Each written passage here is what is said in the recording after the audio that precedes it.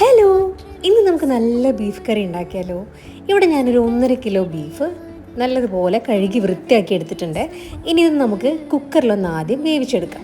ആവശ്യത്തിന് ഉപ്പ്, മഞ്ഞൾപ്പൊടി, മുളക് പൊടി, മല്ലിപ്പൊടി, പിന്നെ കുറച്ച് ഗരം മസാല, പിന്നെ ഇതിലേക്ക് കുറച്ച് ചുവന്നുള്ളി, പിന്നെ കുറച്ച് തക്കാളി, പിന്നെ ഇഞ്ചി, വെളുത്തുള്ളി, പച്ചമുളക് ഇതെല്ലാം കൂടി പേസ്റ്റാക്കിയതിൽ നിന്ന് കുറച്ച് ഭാഗം എടുത്ത് നമുക്ക് ഇട്ട് കൊടുക്കാം. ബാക്കി നമ്മൾ സവാള വഴറ്റുമ്പോൾ അതിൽ ചേർക്കും കേട്ടോ.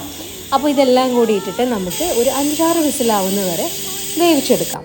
ഈ സമയം കൊണ്ട് നമുക്ക് കുറച്ച് മല്ലി, കുറച്ച് കുരുമുളക്, ഒരു തരി പെരിഞ്ജീരകം ഇതെല്ലാം കൂടി ഒന്ന് കുറഞ്ഞ തീയിൽ ചൂടാക്കിയെടുക്കാം. ഇനി ഇത് മിക്സിയുടെ ജാറിലൊന്ന് പൊടിച്ചെടുക്കണം.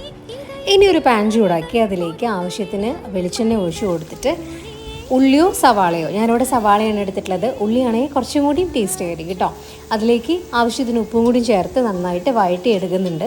ഇനി അത് വഴണ്ട് ഒരു ഗോൾഡൻ കളറായി വരുന്ന സമയത്ത് നമ്മൾ നേരത്തെ ബാക്കി മാറ്റി വെച്ചിട്ടുള്ള ഇഞ്ചി, വെളുത്തുള്ളി, പച്ചമുളക് പേസ്റ്റ് ആഡ് ചെയ്ത് ഒന്നുകൂടി നന്നായി വഴറ്റാം. ഇനി അതിൻ്റെ പച്ചമണം മാറുമ്പോൾ കുറച്ച് തക്കാളിയും കൂടിയും ചേർത്ത് നന്നായി വഴറ്റിയെടുത്ത് അതിലേക്ക് നമ്മൾ നേരത്തെ പൊടിച്ചു വെച്ചിട്ടുള്ള പൊടിയും കൂടി മിക്സ് ചെയ്ത് നന്നായിട്ട് ഇളക്കി യോജിപ്പിക്കാം.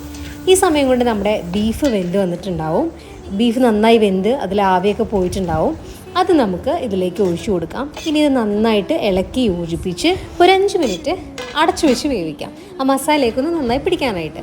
ഇനി അത് ഒന്നും കൂടി തുറന്ന് അതിലേക്ക് കുറച്ച് മല്ലിയിലയും കൂടി ഇട്ട് കൊടുത്ത് നന്നായി ഇളക്കി യോജിപ്പിച്ചെടുത്ത് കഴിഞ്ഞാൽ നമ്മുടെ ബീഫ് കറി ഇവിടെ റെഡി ആയിട്ടുണ്ട്. ഇത് നല്ല നെയ്ച്ചോറിൻ്റെ കൂടെ കൂട്ടി കഴിച്ചാലുണ്ടല്ലോ, ആഹാ അന്തസ്. അപ്പോൾ റെസിപ്പി ഇഷ്ടമായെങ്കിൽ ട്രൈ ചെയ്ത് നോക്കാൻ മറക്കണ്ട. വീഡിയോ ഇഷ്ടമായെങ്കിൽ ലൈക്ക് ചെയ്യാനും മറക്കണ്ട.